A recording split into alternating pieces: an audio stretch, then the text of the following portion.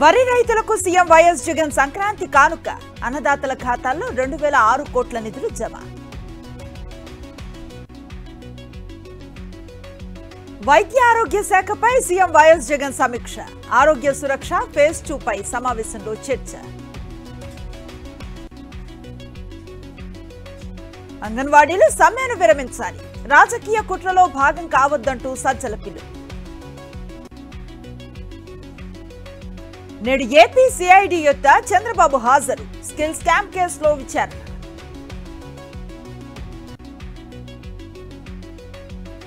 APSRTC ఉద్యోగులకు తీపి కబురు. సర్వీసు నిబంధనలు సవరిస్తూ ప్రభుత్వ ఉత్తర్వులు.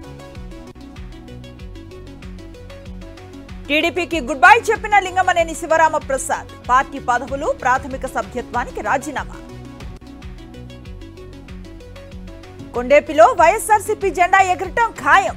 దళితులంటే చంద్రబాబుకు చులకనని మంత్రి సురేష్ ఫైర్.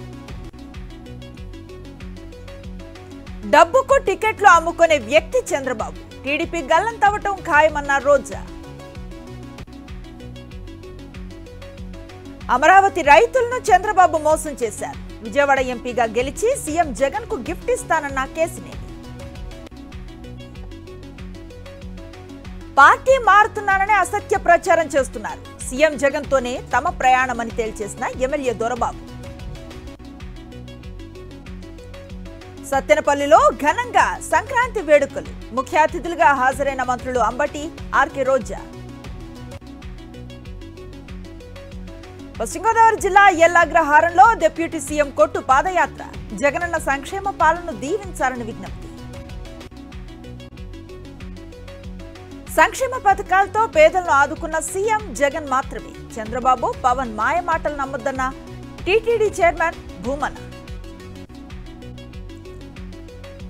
ఆళ్లగడ్డ టీడీపీలో కోల్డ్ వార్. పార్టీ ఆదేశిస్తే అఖిల ప్రియపై పోటీకి సిద్ధమన్న ఏవి సుబ్బారెడ్డి.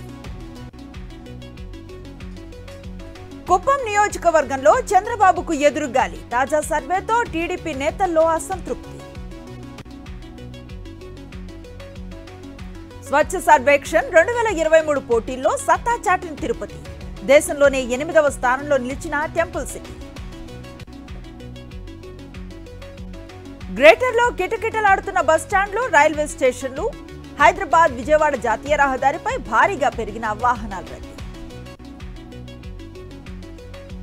ఏపీ హైకోర్టుకు నేటి నుంచి సంక్రాంతి సెలవులు. ఈ నెల 22 నుంచి తిరిగి యథావిధిగా విచారణలు. ఈ నెల 15 నుంచి శ్రీవారి ఆలయంలో సుప్రభాత సేవ పునఃప్రారంభం. 16న ఉదయం శ్రీవారి ఆలయంలో గోదాపరిణయోత్సవం. ఈ నెల 24న శ్రీవారి ప్రత్యేక దర్శనం టికెట్లు విడుదల. అదే రోజు ఏప్రిల్ నెలకు సంబంధించిన వసతి గదులకు బుకింగ్కు అవకాశం. ఎంఆర్పీఎస్ కార్యకర్తలపై టీడీపీ శ్రేణుల దాడి. నంద్యాల జిల్లా బనగానపల్లె కొలిమిగుండ్లలో ఘటన. కాగజ్ నగర్ కాటన్ మిల్లులో భారీ అగ్ని ప్రమాదం. 50 లక్షల విలువ గల పత్తి దగ్ధం. యాదాద్రి భువనగిరి ఆర్టీఏ కార్యాలయంలో ఆగని అవినీతి. 5,000 లంచం తీసుకుంటూ ఏసీబీ అధికారులకు దొరికిపోయిన డీటీఓ. జోగులాంబ గద్వాల్ జిల్లా బీచ్పల్లి వద్ద ఘోర ప్రమాదం. పూర్తిగా తగలబడ్డ వోల్వో బస్. మహిళ సజీవ దహనం. అసలైన సినిమా ఫిబ్రవరి నుంచి మొదలవుతుందన్న కేటీఆర్. కాంగ్రెస్ ను వదిలిపెట్టే ప్రసక్తే లేదంటూ కామెంట్స్. కేంద్రం నిధులు తెచ్చినా కృతజ్ఞతలు చెప్పరా. ఆర్ఎండ్బీ అధికారులపై ఎంపీ బండి సంజయ్ అసహనం. అటల్ సేతు బ్రిడ్జిను ప్రారంభించిన ప్రధాని మోదీ. ముంబై, నవీ ముంబైని కలిపేలా బ్రిడ్జి నిర్మాణం. ఈ నెల 31 నుంచి పార్లమెంట్ బడ్జెట్ సమావేశాలు. ఫిబ్రవరి 1న ఓట్ ఆన్ అకౌంట్ బడ్జెట్ ను ప్రవేశపెట్టనున్న నిర్మలా సీతారామన్. భారత్ లో విస్తరిస్తున్న కరోనా మహమ్మారి. దేశంలో 3,368కి చేరిన కోవిడ్ యాక్టివ్ కేసులు. ఇంగ్లాండ్తో మొదటి 2 టెస్టులకు భారత జట్టు ప్రకటన. 16 మంది ఆటగాళ్లకు చోటు కల్పించిన బీసీసీఐ.